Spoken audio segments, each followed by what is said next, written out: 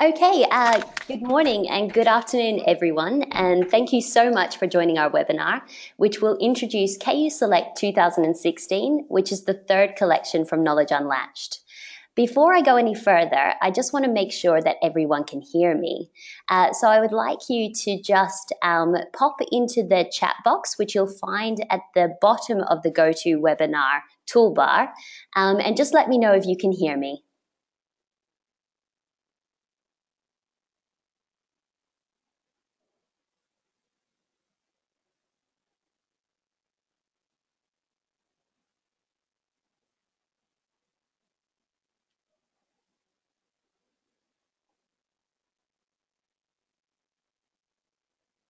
Okay, thank you so much, everyone. We may as well get started then. My name is Claire Murphy, and I'm working with Knowledge Unlatched for KU Select 2016.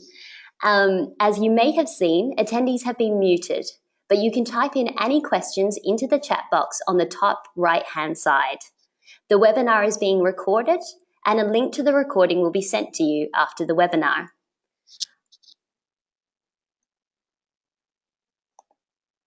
I'm joined today by Lucy Montgomery, who's the Director of KU Research and the Centre for Culture and Technology at Curtin University. We will be happy to answer your questions at the end of this presentation, so please feel free to type them into the chat box during the webinar and we will address them at the end. This presentation should last about 25 minutes, with a time for question and answer session at the end. I will be giving you details about KU Select 2016, as well as a glimpse of what KU is planning for the future. I'm sure you're all very curious about the new collection, so let's just dive straight into the nitty-gritty about what it contains. The pledging period is now open for librarians to show their support for titles in KU Select 2016. For this collection, a total of 343 books were shortlisted by the Title Selection Committee, which is a group of 40 acquisitions and collections librarians from 12 countries. These books fall into 16 subject categories in the Humanities and Social Sciences, and we've divided them into 14 packages. For the first time, we're introducing open access up to backlist titles as well, alongside the new titles. In order to participate, there is again a minimum amount which libraries will need to pledge.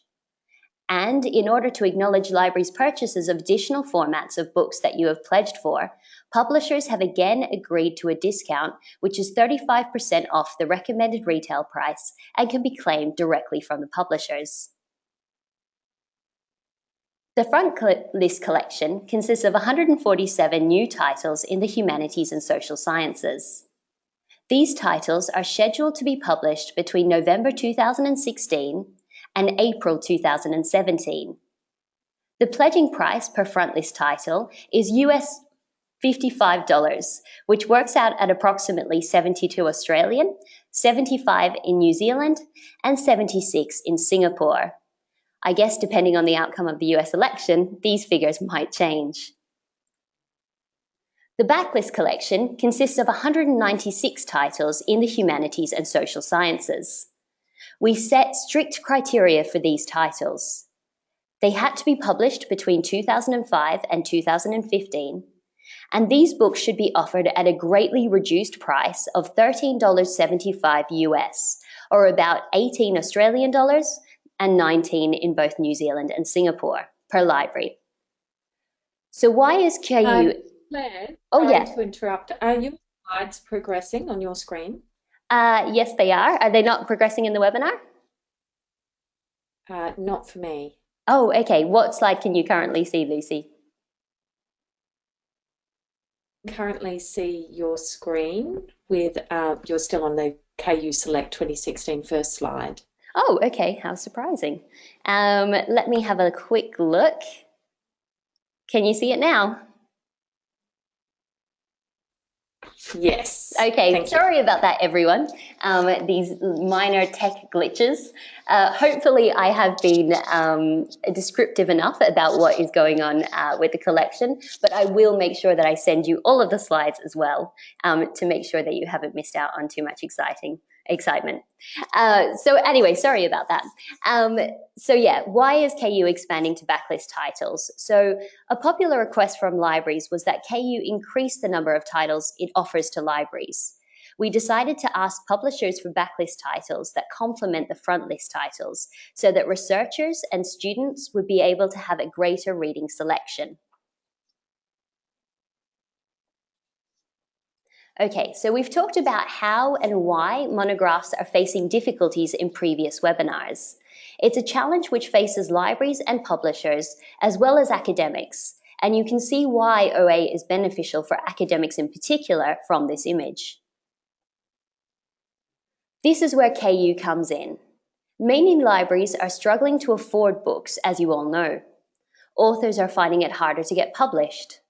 Many readers are struggling to gain access to the books that they want, in spite of the possibility of digital technology. I mentioned the new Backlist Collection earlier. If the world is to have access to the foundational building blocks of disciplines, then we have to open up backlist titles as well as new books. Some publishers are already making deep backlist titles open, and these books are no longer selling in any material manner. While there are now ways of funding open access publishing going forward, there is a middle body of content that remains closed. This is what KU now needs support to make open. KU was founded as a not-for-profit organisation by Francis Pinter in London in 2012. In 2015, Lucy Montgomery moved to Perth to become the director of the Centre for Culture and Technology at Curtin University. Lucy is also director of KU Research. Earlier this year, KU expanded to Germany with a base in Berlin thanks to a new managing director, Sven Fund, who is the former CEO of De Gruyter. In July, a new base for KU was announced in Ann Arbor at the University of Michigan Library. So what is KU? KU is an award-winning initiative that helps libraries from around the world to share the costs of making books open access. By open access, we mean available to anyone in the world to read or download for free on a Creative Commons license.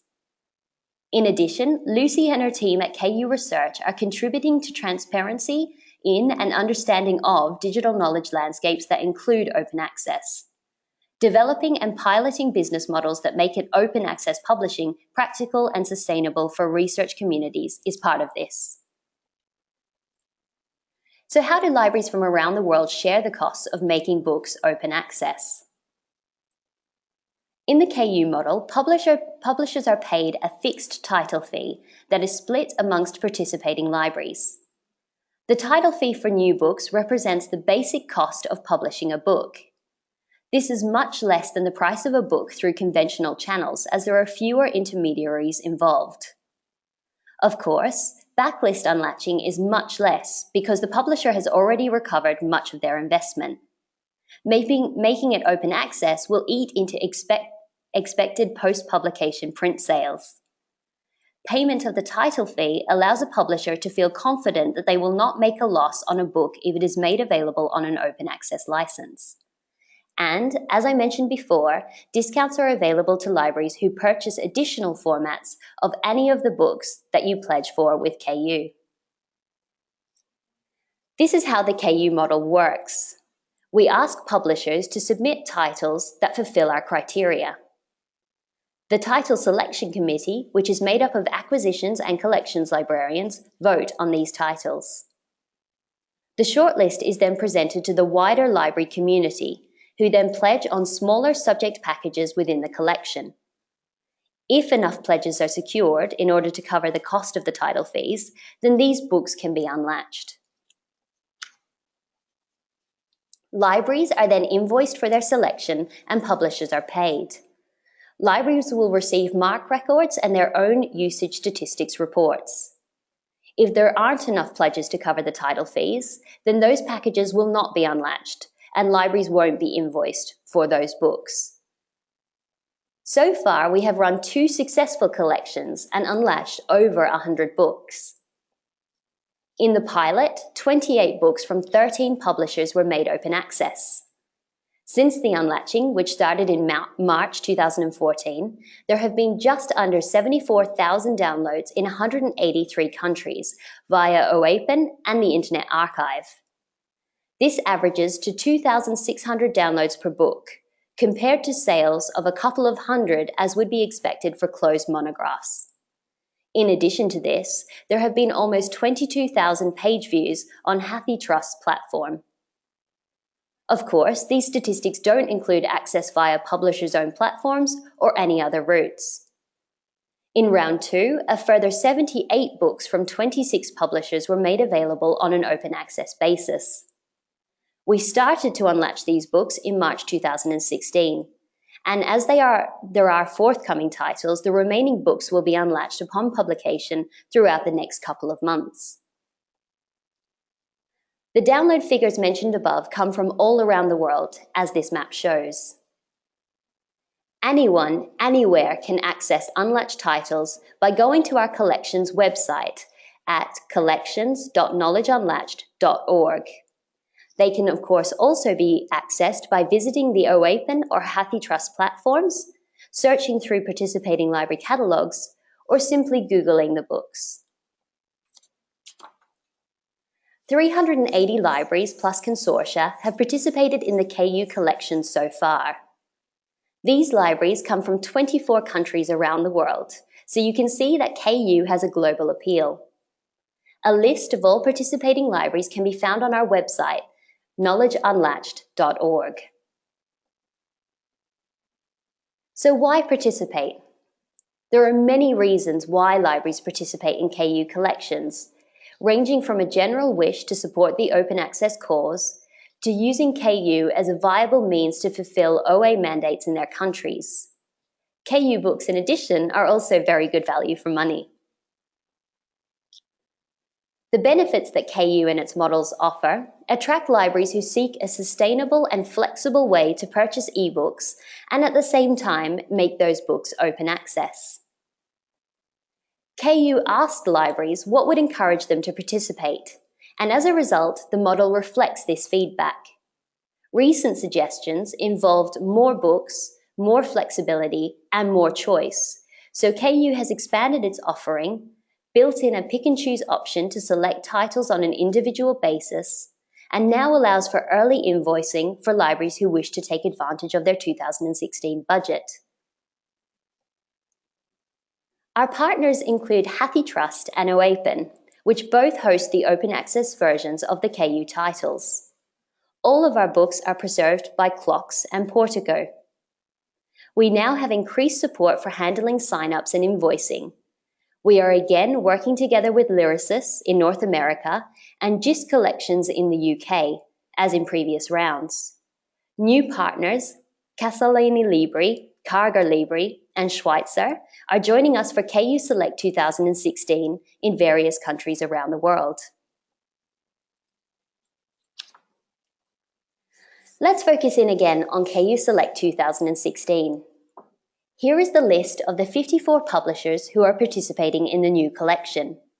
They range from university presses to commercial as well as open access publishers and come from 5 continents: Africa, Asia, Australia, Europe, and North America.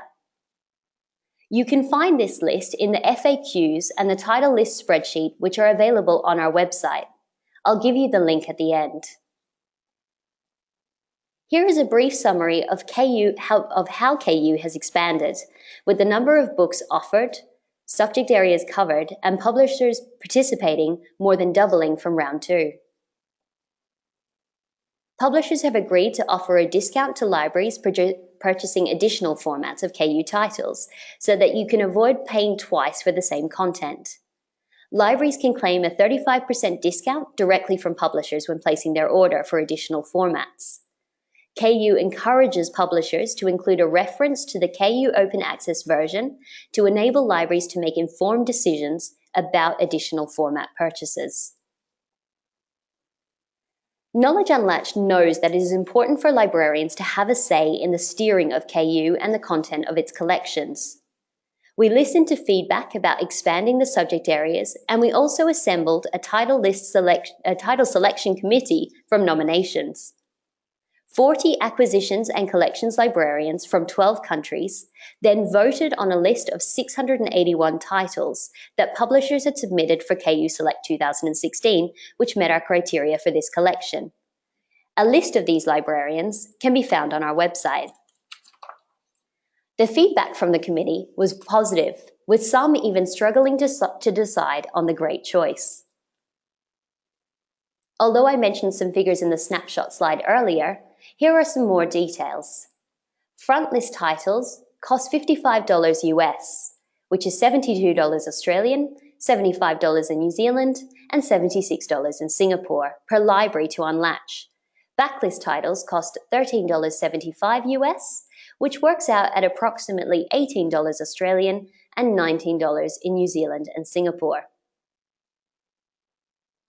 In order to participate in KU Select 2016, libraries need to pledge for either the complete KU Select 2016 collection of 343 titles, which includes both the front and backlist titles, which costs $10,780 US, or $14,057 in Australia, just over $14,500 in New Zealand, and almost exactly $15,000 in Singapore, with a minimum pledge of 90%, or US $9,702, which works out at about $12,660 Australian and $13,287 in New Zealand. Or there's also an option to pledge for the KU Select 2016 frontlist collection only, of 147 titles, which costs $8,085 US, which works out at approximately $10,550 in Australia, $11,075 in New Zealand, and $11,249 in Singapore, with a minimum pledge of 90%, which works out at almost $9,500 in Australia, at $9,968 in New Zealand, and $10,125 in Singapore. These amounts already include the 15% service charge, which is shared equally between publishers and libraries and covers KU's costs and allows for the model to be sustainable. The pledging period is open from the 1st of September to the 31st of January 2017. Libraries should create an account for the library portal at app.knowledgeunlatched.org. You will be able to view the collection, read about the books, and place your pledges. Here's a screenshot of the library portal showing the frontlist collection. You can see the list of packages, how many titles you have pledged for in each package, and at the top, the amount of pledges confirmed for that collection. You can also pledge for the entire collection by simply clicking Select All. In the bottom right-hand corner is a green circle, which is the pop-up chat window. You can ask us any questions directly by using that window. Once you are looking at a package, you can click on any book to read the description. Remember that you can download the full title and publisher list as an Excel spreadsheet from our website at any time. You can pledge on 3 levels, either by collection or by package by clicking the relevant Select All buttons, or you can select individual titles on the right-hand side. You can also delete pledges and edit your choices until the end of the pledging period, even if you have confirmed your choice. For further details, please download our step-by-step guide to pledging, which is also available on our website. If you can't find the document, please just send me an email and I'll make sure to send it through to you. The pledging period will end on the 31st of January 2017, and KU will then assess the pledges it has received to see if the collection or individual packages can be unlatched. Libraries will be informed of the outcome in February, and then KU will start to unlatch the titles. Libraries will receive their invoices and publishers will be paid. Again, I would remind you that if you want to make use of your 2016 budget, if there is any money left over, you can request an early invoice. So what's next for KU? Well, libraries may propose publishers for inclusion into future collections. KU is planning to expand to Humanities and Social Sciences journals from 2018. And of course, KU will continue its research work in usage and other metrics. In 2015, KU established KU Research, which is working on finding better ways to track how open access books are being used and to develop simple, easy to understand usage reports for libraries, authors, and publishers. Lucy Montgomery, together with PhD researcher Alkim Asaigan, and Alkim, I apologize if I didn't say your name correctly, at Curtin University are leading the research. They have found a way to provide libraries with counter-compliant individual usage statistics for their institutions. And these reports are now available for participating libraries for the pilot from November this year. Statistics for the Round 2 and KU Select 2016 collections will be available from 2017. Here is a preview of how the institutional usage statistics reports will look like. Libraries which have participated in the pilot should log on to the KU Library portal and download their report from the analytics selection. If you are a library that has participated in the pilot and you can't see your usage reports, please contact us and let us know. Before we move on to the Q&A session, don't forget to jot down the address of the library portal so that you can create your own account. As mentioned, the pledging period is now officially open. Information about KU Select 2016 can be found on our main website, where you can download the title list as well as these other documents. If you're familiar with our website, you'll notice that we launched a new one in mid-October. Due to KU expanding, we wanted to revamp our website to be able to better showcase our new projects and developments. Any old links you have should be automatically redirected to the new pages, but please get in touch if you're having difficulties navigating the new website. We regularly use Twitter, Facebook, and LinkedIn, so please do connect with us on social media. And thanks for listening to this presentation today. We'll now move on to the questions section, and I will have a look at any questions that you have popped in so far, so that you can put a face to the voice. I will just quickly turn on my webcam as well. I think I've spoken to many of you at this point, but maybe some of you possibly not. So hello everyone, I'm Claire, and I believe Lucy is with us now as well for the question and answer period. Hi, I'm here. Hi Lucy. Okay, so now I'll just have a quick look at any questions that you guys have sent through. Okay, thank you. So the very first one is why has KU decided to include open access publishers in this round? Lucy, do you want to take that question? I'll take a crack at it. As I'm sure everyone who's involved in this space is aware, creating sustainable routes to supporting open access books is incredibly challenging, including for born open access publishers. So we were aware of that as an issue in our first rounds and when we were setting up the Knowledge Unlatched model, and our goal has always been to find a way to continue supporting diversity in the monograph space and to create funding sources that are going to help publishers, whether they're born open access digital publishers or whether they're more traditional publishers, to support the continued publication of really high quality work in open access. So we've responded to library demand for the inclusion of some open access publishers in this round, and we think that it's a really important part of our model going forward. Is that helpful? The other thing that I'd add is that all of the books which have been included in this collection have been selected by a library selections committee. So they've been vetted. The books have been chosen because they meet really specific requirements that have been set out by Knowledge Unlatched. And those requirements apply to the open access publishers as well as to the more traditional publishers that are including books in the KU collections. So is that reasonable? Yeah. Do you have anything to add to that? No, I think you've pretty much covered it there. To the person that asked this question, if you could just give me an indication. And yep, it looks like we've covered it. So another question that we have here is how might my university's ePress submit any titles for upcoming KU rounds?